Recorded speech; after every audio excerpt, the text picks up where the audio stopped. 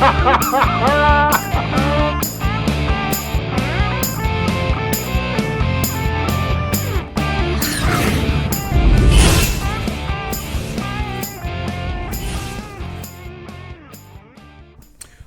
whoever you are, wherever you are, whatever you're doing, and hope you're lucky enough to be doing it too, I'm Bushka on Blitz, back with a little sneaky love. This is the Object 140 recent run I had. You might have heard in the video yesterday talking about the 101 AD boys. This is from a recent run we had where we met them quite a bit. I don't think this is one of their particular games. But what I am talking about here is being sneaky, using a camo, and really thinking the whole game through. Now, we don't win this one, we get freaking smashed. But what I'm talking about is, you have a look at here, we've looked at the teams, we've counted the numbers, we've realised there must be a tank there. There's a 183 there somewhere. There is a object on my left, pimps at the back, we've got another tank there. The object's just about to get tired of waiting, and he comes right up towards me. And I'm faced with a couple of options. I can push out on that object, or I can keep looking for that 183 for shots on the 183, and the object's getting frustrated. The 183 starts moving up, and we're really going to have to make our move here, because if we don't, they're going to clean the clock on the left-hand side with that type, and they're going to hammer my good mate, the pimp, as well. So over we go. Can't see anything. Pushing down. You can see Pimp's done a wonderful job there. He has absolutely laid that object out with a massive big HESH shell. Left him with very, very little in the bag. And we're moving around, and we're straight into the object. But unfortunately, all the guys who decided to camp spawn and fight over a bridge are still over there, getting absolutely wrecked. We know the 183 is the big problem here. And this is Brawling Deluxe, and one of the best tanks to do it in the 140. This is squaring off. I'm not actually going all the way around. I'm trying to stay exactly next to that tank with my tracks touching it at all times. And then I'm going to go round where this 103 is and keep the 183 between me and him. And then get right up close again to this M103. Now, I thought we might have been close enough there that he couldn't really get too much into the turret. It was in the actual gun mantlet, but he got through anyway. So we adjust our playstyle and we go back around him. He's got 28 degrees of traverse, the 103, which is quick enough, but not quick enough to get round there. It's quick enough quite often. Now, you can see there, it's down to 2 on 4. I honestly don't know why people hang around and camp the bridge here. And the ISA's an idiot. He's calling us all noob. He literally drove out of spawn, sat next to a bridge, and fired across it. And they're both calling me a noon. A noon. Yeah, there you go. They didn't do anything, by the way. And we try a bit of AP and think, well, it's 1 versus 4. Let's just make sure these ones go in. And there we go. Smack one into the 103. Loving life, living large. There's an IS-8 on the left. We're just staying in the ridges here. And here comes the T-54. We're going to finish this IS-8 off first. And then we're going to go back through and reverse so we don't get rammed into the 54. Just keeping him always angled so we get another shot in. And of course, you can't live forever in this world. Someone's got to pay the dues. But we certainly managed to put in a bunch of damage at the end there, despite the fact that we were in licorice all sorts. Now, that's called being a sneaky bugger.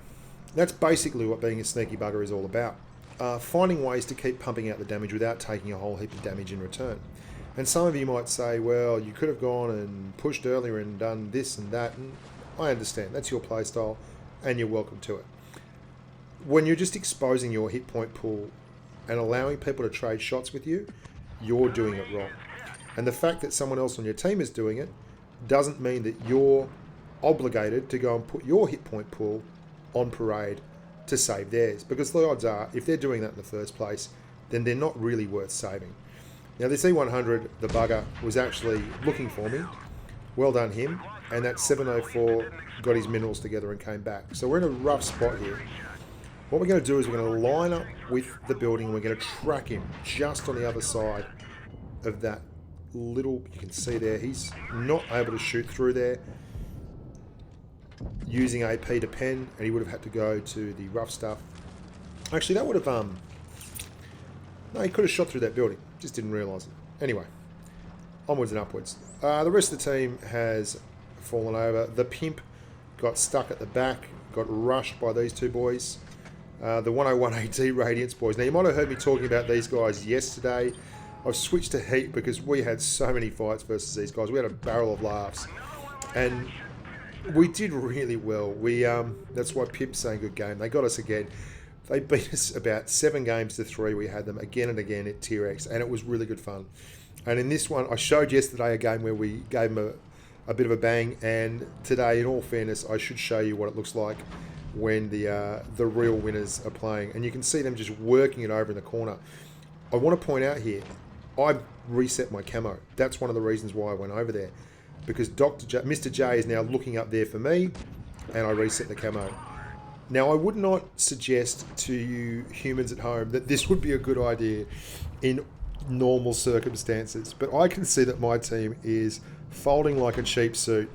I've dragged a shot out of the human over there known as Mr. J, and I'm pushing because we're now down to 5-on-2, and someone has to do something quick, and I'm just going to try and drag a shot, and we catch it on our tracks. Very lucky, as he points out to me. And the E4 does not have enough traverse to get all the way around, but it's 1-on-4, which is screwed. Here comes Radiance, and he knows I can't resist. I'm going to go hog YOLO, and J7's dead on. I was very lucky there. I caught it on the tracks. Hog YOLO over here, and just as lucky as I was getting one of the tracks, there you go. I miss Radiance. Very good game. Well done, boys. That was great fun. Now, I talked yesterday about Castilla and how I like to go this flank at the moment. And it used to be the norm, but it very much changed and everyone worked the mill area. What I like to do here is move up just to the area above the bridge. And that allows you to go hull down on this side of the map. You can actually hull down here and see the bridge. And if you're quick enough to get there and they're slow enough getting across, you can get 3-4 shots into big tanks as they cross that bridge. Now, there's 2 TDs on the other side. Quite often TDs like to camp on the northern side of the map, on the ridge above the spawn line, just above the 1 marker there on Castilla. And I can see that the 140 that got up the hill is engaged up on the top. And so I'm just very cautiously pushing over here, and lo and behold, here he comes, the Leopard PTA. Now, I'm worried about those TDs, just in case there's one down the road at the end. So I cross over here behind, because I know that's probably the most likely spot. But this PTA has to go, and the 103 is still there. So we pump him, move forward a little bit, so when he goes around, we can get another shot in. Happy days. Now, I run optics on the 140. It's got an excellent camo rating. And there you go. We've picked up the grill. And we get one into him. And we are spotted. So we're going to just wait here. There's the waffle. Be very surprised if he could hit us from there with that gun over the side. And we get another sneaky one into him. Just about 300. And then we move up here. Now we're actually going to drive a little bit away from those guys. Because what I want to do is be at maximum range, but I don't want to be visible to the 140 above me. He could proximity spot me, which would show the grill 15 where I was and be a real trouble.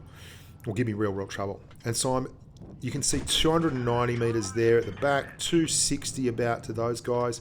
With the camo, unless they're running optics, which is unlikely. If you're in the grill and the waffle, you're probably running binoculars, and I'm not giving them an opportunity to set. So there you go. We're finally spotted.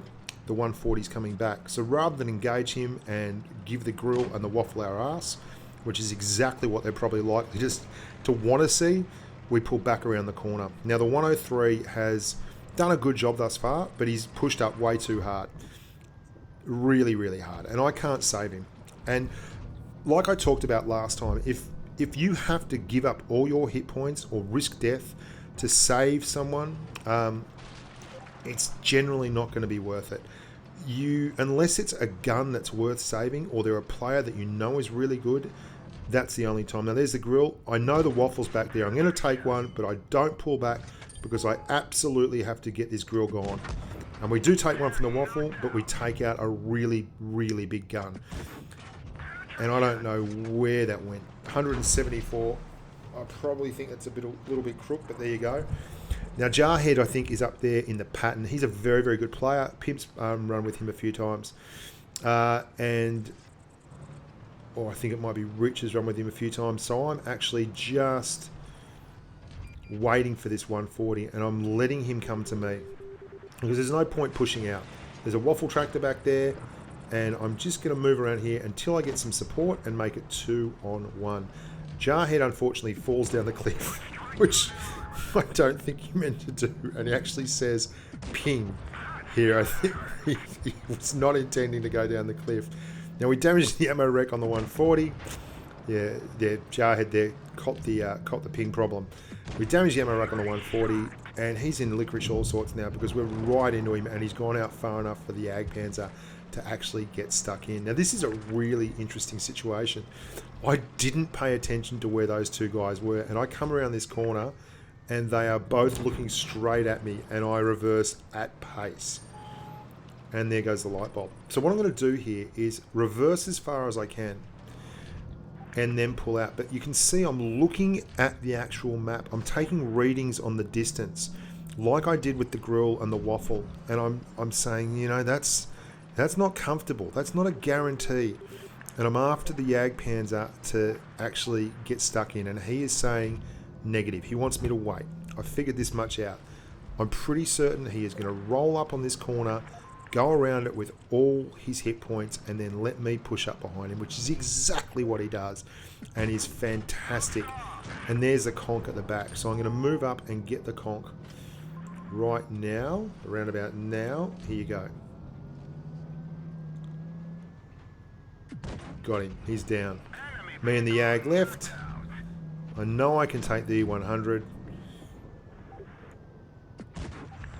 Bouncing heat like a boss, drop the adrenaline, and I'm into it. Jagdpanzer E100 did absolutely fantastically there. I know that was just a really well-read situation. Weedus, Gibbous, and really, really well done. I thought he did that to a T, just rolled straight around that corner and didn't muck around, and let me just work a little bit of magic at the back. And there we go, nearly 5k.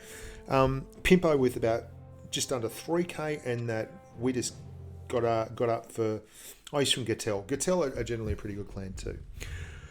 So there you go, boys and girls. A little bit of sneaky love from the Object 140. God, I love playing this tank. It is so low, and it's a Viper. It's just my favourite Tier X medium. It's a monstrously good tank. Don't forget the damage comp. We've got a lot going on there. I've had a lot of really good entries. I think we've got a KV4 that's just KV2 that's just topping out Tier 6. We've got a very, very good entry from Europe in the Type 61 at Tier 9. That's just on top of Maddox now, whose ST1 score has gone under. And we don't have a single entry from Tier 10. If you've got over 6k and you've not put in a recorded video from Tier X, you're missing out on a really, really good chance to get some gold on your account, or a new tank, or some kind of thing that Wargaming is going to come up with. And if you haven't put in an entry for Tier X or Tier 8, I don't know why not, because both those tiers don't have a single entry at the present. I've got multiples for Tier 6, 7, and 9. But, you know, the guidelines are just that. 6k is a good guideline for Tier 9. You've got to be in excess of 6k because there's already someone there. But Tier X, if you can get anywhere over 6k, you should be jumping on there, recording it, and sending it in. Likewise, Tier 8. All the details are up on the Bushka on Blitz.com website. There's a big post up there. Don't miss out, guys, because it is an actual proper prize. It's not going to be finished till the end of September, which gives us plenty of time, because I'm actually away during September for a week. I'm going to be in San Diego. So, rock on, humans. Really appreciate all the support. The patrons are wonderful human beings. And by the time you watch this, it will be Saturday night, and the patrons will be rolling in a boot camp Sunday morning. So wish me luck. I hope I don't disappoint. As always, I'm Bushka on Blitz. You're bloody amazing. Stay safe on the battlefield.